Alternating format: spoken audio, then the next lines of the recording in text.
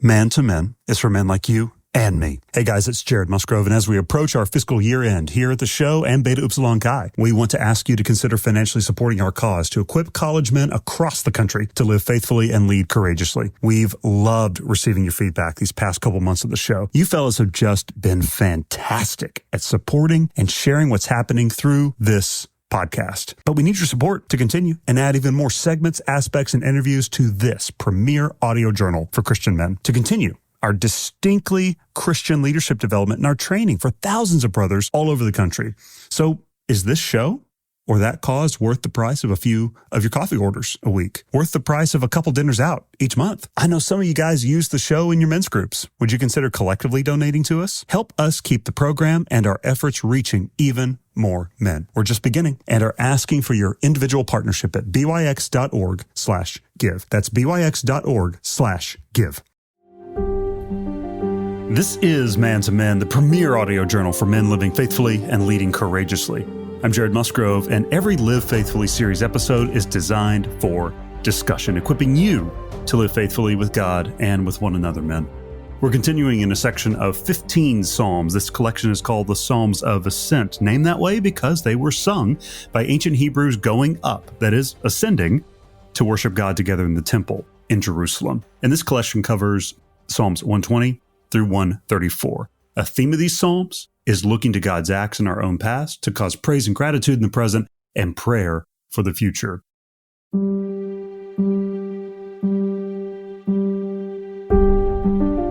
Here's Psalm 129. Greatly they have afflicted me from my youth. Let Israel now say, greatly they have afflicted me from my youth, yet they have not prevailed against me. The plowers plowed upon my back. They made long their furrows. The Lord is righteous. He has cut the cords of the wicked. May all who hate Zion be put to shame and turned backward. Let them be like the grass on the housetops, which withers before it grows up, with which the reaper does not fill his hand, nor the binder of sheaves his arms. Nor do those who pass by say, the blessing of the Lord upon you. We bless you in the name of the Lord. A lot to unpack here. This is essentially where affliction attempts a comeback on this journey. Remember that these Hebrew pilgrims are journeying together up to Jerusalem to worship God in the temple. And on this long journey, they are singing these songs, these Psalms of Ascent. And it's right here, again, in the middle of the journey together, that they find affliction rearing its ugly head once again. They find reminders of it. It's a persistent enemy this side of heaven. It was true for them, and it's true for us, guys. Remember that man all the way back at the beginning of the Psalms of Ascent, Psalm 120. He left his entire town and community due to an affliction, much like this one described in Psalm 129.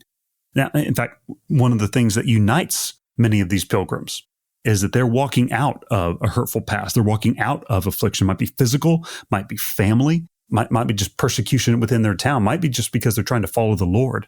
And it's unified them together. They're walking up to worship together, and something's reminded them of this affliction. The language in this psalm is very, very visceral. It's of plowmen plowed over my back. That's an agricultural image of laceration and emotional torment, like your back is being aerated by this affliction. And we know it's not always a physical attack. It wasn't for the man back in Psalm 120. I don't know that it is for these pilgrims here who are singing about it. We most often torment others then and now with our words, with sarcasm. The word literally means to cut or to lacerate or to tear flesh like a dog. That's exactly the word picture that Psalm 129 is using when they say that plowmen plowed over my back and made their furrows long. What the members of this community have been through. I mean, our man back in Psalm 120 was the victim of cutting words. So too are others on this journey. And I know that you and I can relate, guys. Most of our deepest wounds are from words. I know mine have been. I'm sure some of yours are too. This is not a new experience to God's men. You might be able to think of a few lacerations you've had to endure already. Maybe some of those stick with you. Maybe they still inform your decisions even today. And certainly there are others within our church and faith communities who have experienced this pain. This traveling community sings this song of lament together. and the community's solution for not just engaging with these wounds, but helping one another heal. We can't heal without one another. The community's solution for healing for these travelers and for us as well, man, is to consider the words we use with one another. Great question to consider for yourself and with one another this week is your family, your work, or your church culture one of sarcasm? That is just constant verbal nicks and cuts. Those are often the worst wounds that we inflict on one another. It's like we plow one another's backs. It's like we just run over one another's souls. These are the scars of affliction that tend to affect us the most. That's what this psalm is lamenting. It's saying that this is still a reality in life. Even as we walk up to worship, we have to face the fact that I still walk with some of these wounds, some of these words.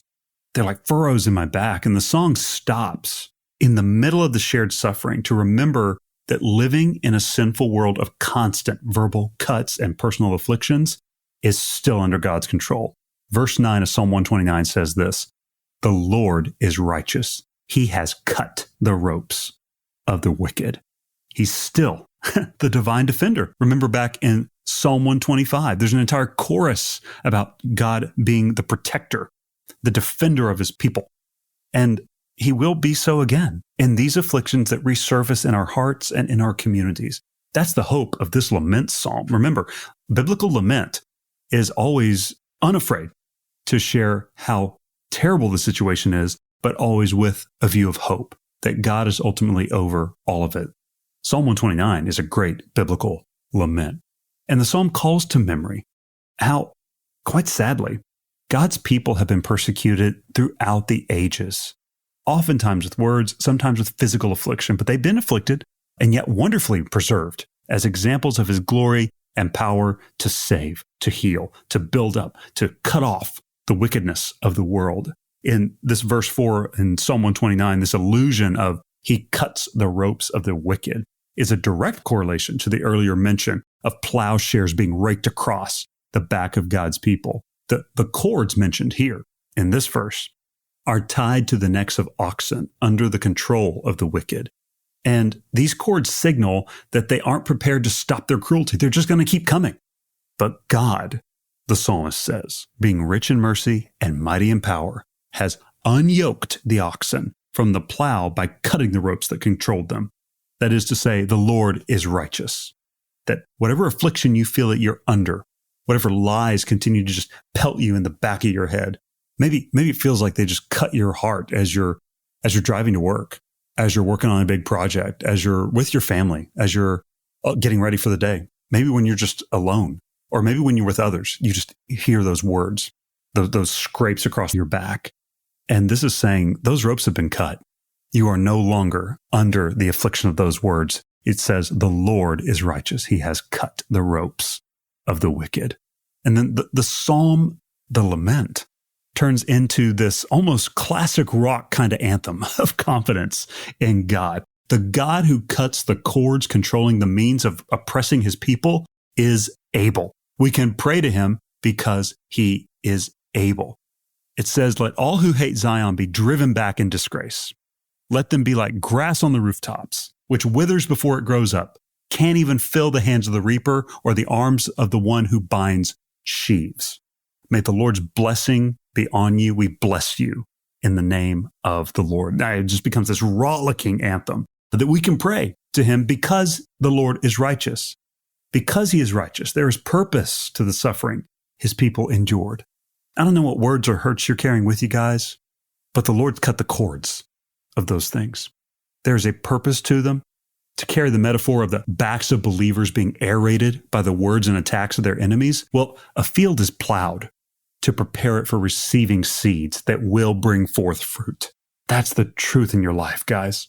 Your afflictions do not go unseen by God, and they will be used by him to prepare you for greater ministry to his people, your fellow travelers in the faith. That's true of these travelers way back in the Psalms of Ascent, and it's true for you right now. The psalm says, as for those who hate Zion or who hate the Lord's people, there's another way to read that. The confidence comes in the people's song of deliverance. Whether we read it as a prayer or a promise, heck, why not both? The travelers are confident that those who did and do evil to them will be driven back. They're no longer held by those cords. That those who say those words or try to put cords on the people of God will not bring forth fruit like believers. That's what it's saying. Instead, they'll be like that dead grass. They'll be lifeless, disposable, impotent. And the travelers close the song with a blessing over one another. So important to do in community. It says, may the Lord's blessing be on you. We bless you in the name of the Lord. That's a deep thing. It's not just may it go well with you. That's saying may you live a full and rich life with the living God at the center of it. And so as you guys are meeting this week, there's so many things. I would encourage you to read the psalm out loud as you meet together and think through these things. Is your family, your work, or even your church culture, maybe your small group culture, think about that. Is it one of such verbal nicks and cuts? Is sarcasm your supposed love language? Spoiler alert, guys, it's not. I've heard that said among Christians before. We have got to stop aerating each other's backs with little sarcastic, what we think are funny comments, and instead building one another up. And so is your work, your church, your family, how can you be a man that instead brings life, cuts cords, helps others walk in freedom with your words? I mean, how can you contribute to bringing peace and wholeness to your community? Maybe it starts with you guys sitting together right now or later this week. The Lord has brought you together in order to be men of peace and wholeness to your community. Maybe that's your prayer. Lord, heal us from hurtful words and help our words bring healing to others. And that you might still feel some of those ropes holding you back. Another thing to share in community, guys, is what ropes of the wicked need to be cut in your life. They could be hurtful words that a coach said to you decades ago.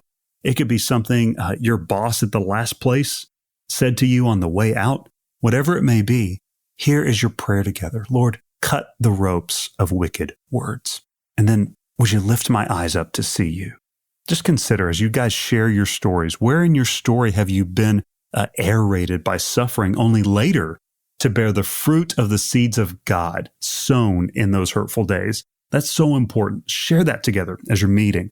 Somewhere in your story, you've been hurt. Where have you seen God in it? That's godly lament. It's even okay to say, I'm not even sure where this is leading, but I believe the Lord has allowed those wounds cut into me in order to sow a seed that will bear fruit later on. And you can pray together, guys. Lord, bring the blessing that you promise in this psalm upon me and those I love. Maybe you pray that final blessing of Psalm 129 over one another this week. I can't think of a better way to spend time with God and one another in community. That's Psalm 129.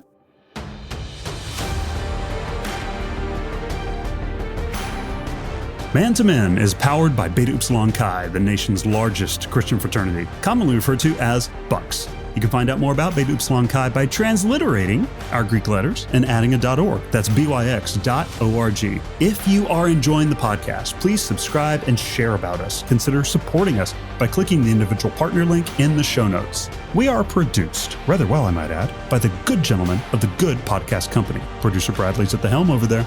Until next time, I'm Dr. Jared Musgrove with Man to Men.